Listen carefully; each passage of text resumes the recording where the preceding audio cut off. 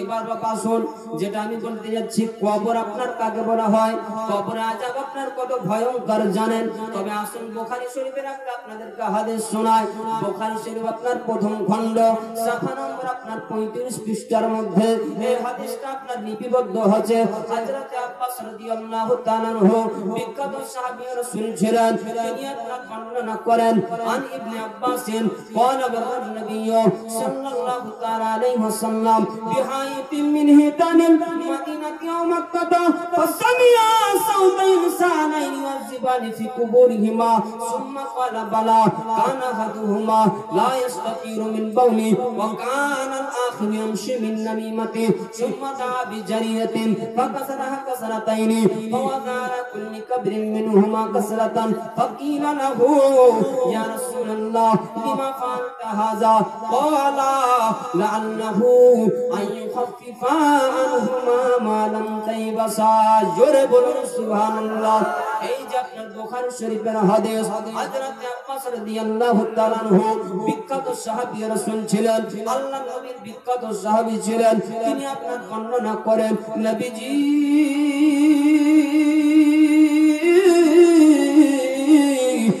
আমার এক সময় মক্কা কিংবা মদিনা আপনার এক বাগানের উপর দিয়ে আপনার চলে যাচ্ছেন, আর যেতে যেতে আপনার সাহাবায়ে কেরাম আপনার ওই জায়গার মধ্যে আপনার নবীর সাথে আছেন।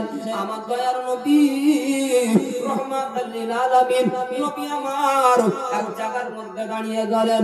আর দাঁড়িয়ে যাওয়ার পরে নবী আমার বলেন, ও আমার সাহাবাবর্গরা শোনো, এই জায়গার মধ্যে দুটো পুরনো কবর আছে, আল্লাহর তরফ হইতে আযাব হতে আছে। জোরে বলুন সুবহানাল্লাহ। নবী বলছেন এই জায়গার মধ্যে দুটো পুরনো কবর আছে, আর কবরের মধ্যে আযাব হতে আছে।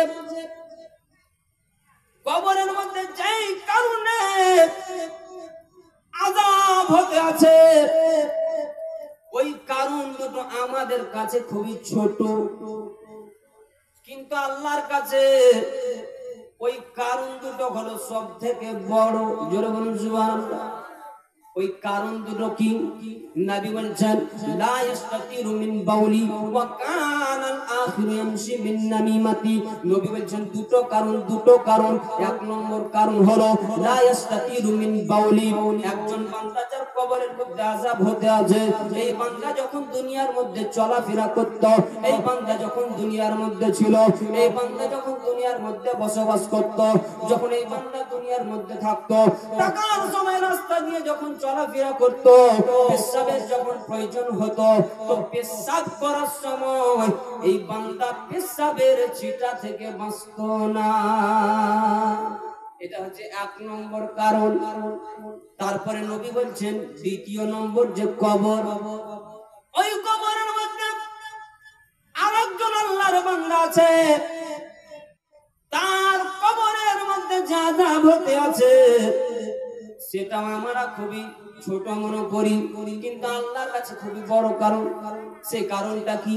নবী বলেন লা ইস্তাতিরু মিন বাউলি ওয়া কানা আল-আখিরু ইয়ামশি মিন নামিমাতি। সেই কারণ, সেই কবরে যা আযাব হতে আছে তার কারণ হলো দুনিয়াতে যখন সেই বান্দা ছিল, ওই বান্দা দুনিয়াতে থাকার সময় এক অপরের চুগলখড়ি করত। আছে কি না এরকম মানুষ? দেখা যায় কি দেখা যায় না সমাজে? নবী বলেছেন এই বান্দা যখন কবরের মধ্যে আছে, এক অপরের চুগলখড়ি করত, এক অপরের গীবতখড়ি করত, এর কথা ওর কাছে গিয়ে লাগাইতো। এই দুটো কারণে আল্লাহ রাব্বুল আলামিন তাদের উপরে এত নারাজ। এই দুটো কারণে আল্লাহ রাব্বুল আলামিন তাদের উপরে এত নারাজ। এই দুটো কারণ আল্লাহর কাছে খুবই মারাত্মক কারণ, খুবই বড় কারণ। এই দুটো কারণে আল্লাহ রাব্বুল আলামিন তাদের দুজনের কবরের মধ্যে ভয়াবহ আযাব দিয়েছে। জোরে বলুন সুবহানাল্লাহ। এক নম্বর কারণ কি বললাম বাপ? এক নম্বর কারণ যে কবরে আছে সে পেশাবের ছিটা থেকে বাঁচত না। এরকম জওয়ান যুবকদেরকে দেখা যায় কি দেখা যায় না? অনেক মানুষ আছে আপনার রাস্তা দিয়ে চলতে আছে, পেশাব চাপিয়ে গেছে, কি করবে? রাস্তার ধারে পেশাব করে দিলে। এরা তো পেশাবে ছিটা থেকে বাঁচত না, এখনকার মানুষ পেশাব করে পানি দেয় না, নাপা পুরো নাপা। তাহলে পেশাবের ছিটা থেকে বাঁচা না বাঁচার কারণে যদি এরকম হয়, তাহলে বাপ যদি পেশাব করে পানি না নেন, তাহলে পুরা যদি নাপাক হয়ে থাকেন, তো আপনার কবর কি হতে পারে? আপনার কবর কি হতে পারে? এটা খুবই মারাত্মক বিষয়, চিন্তা করার বিষয় আছে। তাহলে বোঝা গেল আজকে জওয়ান যুবকেরা কিংবা অনেক মানুষকেও এরকম দেখা যায়, পেশাব করার পরে আপনার পেশাবের ছিটা থেকে আপনার বাঁচে না, পেশাব করার পরে ইস্তিনজা আপনার পানি আপনার ব্যবহার করে না, ইস্তেমাল করে না। এইরকম যদি আপনি করেন বা, তাহলে কবরের মধ্যে আপনার কি হবে সেটা আপনি যাওয়ার পরে বুঝতে পারবেন। 2 নম্বর কারণ, নবী বলছেন এই যে দ্বিতীয় বান্দা যে আছে, এই বান্দা যখন দুনিয়ার মধ্যে ছিল এক কবরে চুগলখড়ি করত। এরকম আছে না নাই? উদাহরণস্বরূপ বলি, রাগ করার বাপ কিছু নাই। হয়তো মসজিদে কোন নামাজ পড়তে গেলাম, মসজিদে নামাজ পড়তে যাওয়ার পরে একটা হয়তো টুকটাক একটা আলোচনা হলো কাউরি ব্যাপার নিয়ে, কিংবা কোনো কথা হয়তো কেউ আপনাকে বললে, ওই কথাটা নিয়ে যাওয়ার পরে আপনি মাঠে একদম আপনার হয়তো যার ব্যাপারে বলেছে সে আপনার বন্ধু, এক কাপ যেমন না চায়ের দোকানে যাওয়ার পরে চা খাইয়ে দিলে, বা জানিস খারাপ কথা বলছিল, চাটা খারাপ খারাপ কথা বলছিল, মারপিট লাগিয়ে দিলে, বা একদম মারপিট ফাটাফাটি তাদের মধ্যে, আর মাঝে হাততালি মারছে। এরকম আছে না নাই মানুষ? এইরকম যদি কেউ করে, চুগলখড়ি গীবতখড়ি যদি কেউ করে, মারাত্মক গুনহার কাজ, গুনহায়ে কাবীরা। এটা বুঝে নিতে হবে বাপ। তাহলে এই দুটো কারণ আমাদের কাছে বাপ খুবই হালকা, আমরা কিছু মনে করি না, গুনহাকে গুনাহ মনে করি না, কিন্তু এই দুটো কারণ নবী বলছেন কি আল্লাহর কাছে বহুত বড় কারণ। নবী বলছেন এই দুটো কারণ থেকে তোমরা বাঁচো। আল্লাহ যেন আমাদেরকে এই দুটো কারণ থেকে বাঁচার তৌফিক দান করে। সকলেই পড়ি আল্লাহুম্মা আমিন। তাহলে বোঝা গেল কি এই দুটো কারণে তাদের কবরের মধ্যে আযাব হতে আছে। সাহাবায়ে কেরাম বলেন, ইয়া রাসূলুল্লাহ, ইয়া হাবিবাল্লাহ, তবে এই দুটো কারণ খুবই ভয়াবহ কারণ, খুবই মারাত্মক কারণ। এই কারণ থেকে আমাদেরকে বেঁচে থাকতে হবে। নবী আমার একজন সাহাবীকে বললেন, শোনো ওগো আমার সাহাবী শোনো, ওই যে খেজুরের গাছটা দেখছো, ওই যে খেজুরের গাছটা দেখছো, ওই খেজুরের গাছ থেকে কি করো, একটা তুমি ডাল কেটে আনো, একটা তুমি খেজুরের ডাল কেটে আনো। নবীর কথা শুনে ওই সাহাবায়ে কেরাম আপনার চলতে আরম্ভ করলেন। হাদিসে পাকের মধ্যে এসেছে, লা ইস্তাতিরু মিন বাউলি ওয়া কানা আখিরু ইয়ামশি মিন নামিমাতি সুম্মা দা বিজারিনাতিন ফাকাসারাহা কাসরাতাইনি ফাওয়াদানা কুল্লি منهما كسرة فقيل له يا رسول الله لما فعلت هذا قال لعله أن يخفف عنهما ما لم تيبسا। নবী আপনার পাঠালেন, ওই ডালটা কেটে আনা হলো, একটা খেজুরের ডাল কেটে আনলেন। আমার দয়ার নবী রাহমাতাল লিল আলামিন নবীকে আপনার দেওয়া হলো। নবীকে জিজ্ঞাসা করলেন সাহাবায়ে কেরাম, ইয়া রাসূলুল্লাহ, ইয়া হাবিবাল্লাহ, নবীজি ওই খেজুরের ডাল আপনি কি করবেন? খেজুরের ডালটা আপনি কি করবেন? নবী আপনার ওই ডালটাকে আপনার 2 ভাগ করলেন, 2 টুকরো করলেন, আর 2 টুকরো করার পরে দুটো টুকরোকে আপনার কবরের মধ্যে, দুটো কবরের মধ্যে আপনার গেঁথে দিলেন।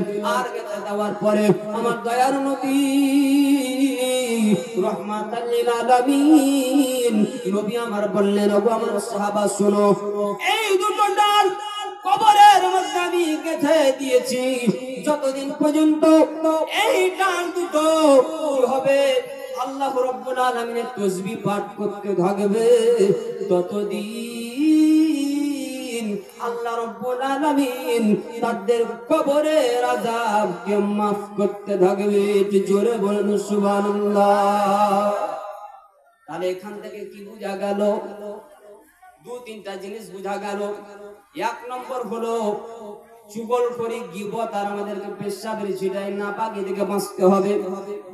2 নম্বর হলো নবী পাক সাল্লাল্লাহু তাআলা আলাইহি ওয়াসাল্লাম নবী আমাদের মতো নয়, নবী হচ্ছেন নবীর মতো, আর আমরা হলাম আমাদের মতো। কেউ যদি বলে নবী আমাদের মতো ছিল, তাকে ফতোয়া লাগবে না, ডাইরেক্ট বেঈমান হয়ে যাবে, কাফের হয়ে যাবে, ঈমান থেকে আপনার খারিজ হয়ে যাবে। নবীর চোখের পাওয়ার কত, যেটা নবী দেখতে পায় ওটা আমাদের দেখার সম্ভব নয়। আর একটা জিনিস বোঝা গেল, খেজুরের ডালের যদি এই পাওয়ার হতে পারে, আজকে আমরা সুন্নি মুসলমান কবরস্থানের মধ্যে যাওয়ার পরে কবরের মধ্যে দেখবেন আমরা খেজুরের ডাল পুঁতি কি পুঁতি না, তাহলে এটা হলো নবীর সুন্নাত। ওই জন্য আমরা খেজুরের ডাল আমরা লাগাই, এটা কোনো বেদাত নয়। যে দেওবন্দি ওয়াহাবি লামসাবি যারা বলে তাদেরকে বলতে দেন, কিন্তু এটা হাদিস থেকে প্রমাণ। দ্বিতীয় নম্বর কথা হলো, খেজুরের ডালের মধ্যে যদি এই পাওয়ার হতে পারে, তবে একজন মুসলমান আল্লাহর বান্দা, যে আপনার 5 ওয়াক্তের নামাজ পড়নে वाला, যে মসজিদে 5 ওয়াক্তের সাজদা দেনে वाला, যে আল্লাহকে 5 বার ডাকনে वाला, যে রমজান মাসে রোজা রাখনে वाला, যে আপনার যিকর আজকার করনে वाला, ওই মানুষ আমরা যখন কবরস্থানের মধ্যে যাব, আর কবরস্থানের মধ্যে যাওয়ার পরে যখন আমরা কি করব, মাইয়াতের জন্য আমরা যখন সূরা পাঠ করব, যখন দরুদ সালাম আমরা পাঠ করব, এই দরুদ সালাম কোরআনের আয়াত পাঠ করার ওসিলাতে আল্লাহ রাব্বুল আলামিন তাদের কবরের আযাবকে হালকা করতে থাকে। আল্লাহুম্মা